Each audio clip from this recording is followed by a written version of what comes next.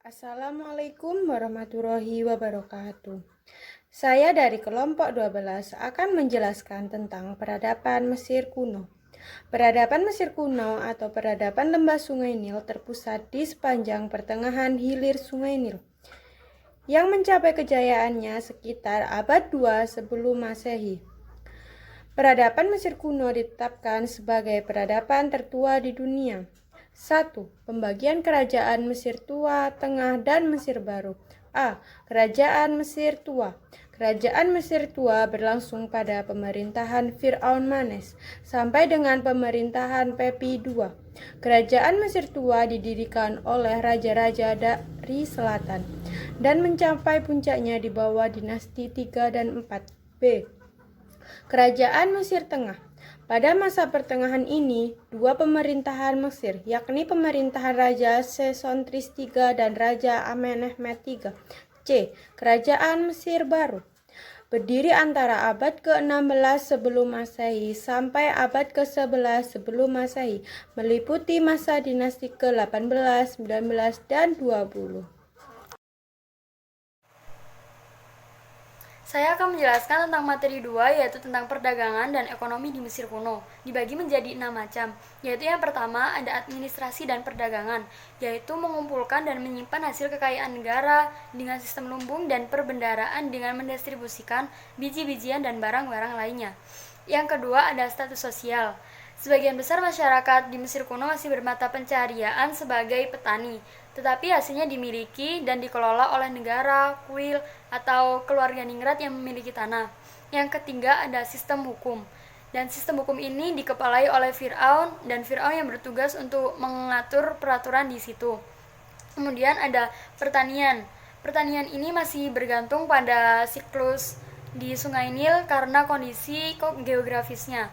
Yang selanjutnya ada hewan.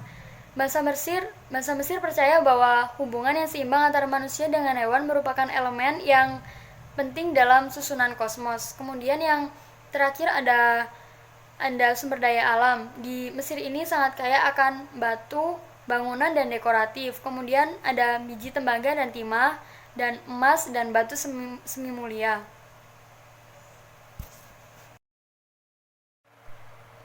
Kemudian saya akan menjelaskan tentang materi 3, yaitu budaya dan peninggalan di Mesir kuno. Yang pertama ada budaya. Budaya dibagi menjadi 2, yaitu tulisan. Tulisan dikenal sebagai tulisan hieratik dan tulisan demotis. Tulisan hieratik adalah tulisan yang biasa digunakan oleh para pendeta. Sedangkan tulisan demotis adalah tulisan yang biasa digunakan sebagai jual beli. Kemudian ada sistem kalender. Mula-mula di Mesir kuno menggunakan sistem kalender berdasarkan siklus bulan 29,5 hari, tetapi dinyatakan kurang tepat, akhirnya diganti atau diubah menjadi siklus bintang anjing atau Sirius yang muncul setiap tahun. Kemudian ada peninggalan. Contoh-contoh peninggalan adalah 1. Piramida, yaitu bangunan raksasa yang terbuat dari batu yang digunakan sebagai makam raja-raja dan keluarganya. Kemudian ada Sphinx, yaitu bangunan raksasa dari batu yang berupa singa berkepala manusia. Yang kemudian ada Obelix, yaitu bangunan batu yang berupa tugu, dan keempat kuil adalah bangunan untuk pemujaan dewa-dewa tertentu. Sistem kepercayaan dan agama bangsa Mesir kuno. Masyarakat Mesir kuno menganut sistem kepercayaan politeisme, yang artinya mereka menyembah para dewa dan dewi. Terdapat 13 dewa dan dewi yang mereka sembah sebagai berikut. Yang pertama, Ra. Ra merupakan dewa matahari yang dianggap sebagai pencipta dunia. Yang kedua, Osiris.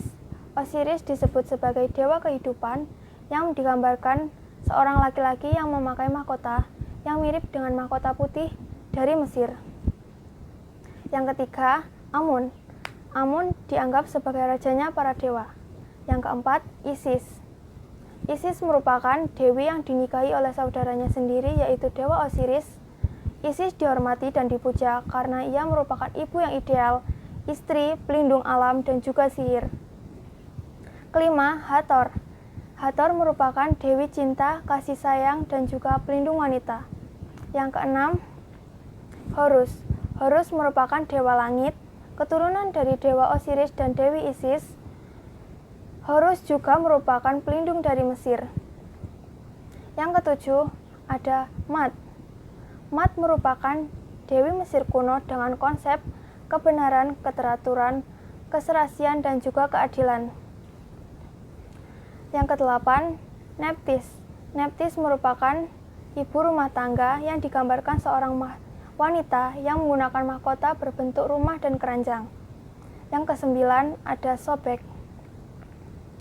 Sobek merupakan dewa yang digambarkan sebagai seorang laki-laki dengan kepala buaya. 10. Anubis. Anubis merupakan dewa kematian yang dianggap ia akan mengantarkan jiwa yang telah tiada menuju alam baka. 11. Tot. Tot merupakan dewa yang dianggap lebih penting dari dewa lainnya yang ada di Mesir, karena ia merupakan dewa pikiran yang meliputi kecerdasan, pikiran, akal, dan logika. Yang terakhir adalah Khnum. Khnum merupakan dewa pencipta dan juga dewa pemberi banjir. 5. Bangsa dan bahasa Mesir kuno. Bangsa Mesir kuno merupakan keturunan Ham.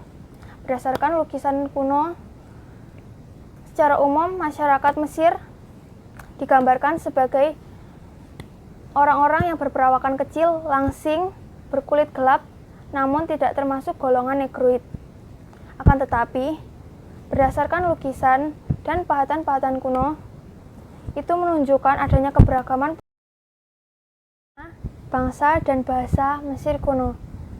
Bangsa Mesir kuno merupakan keturunan Ham.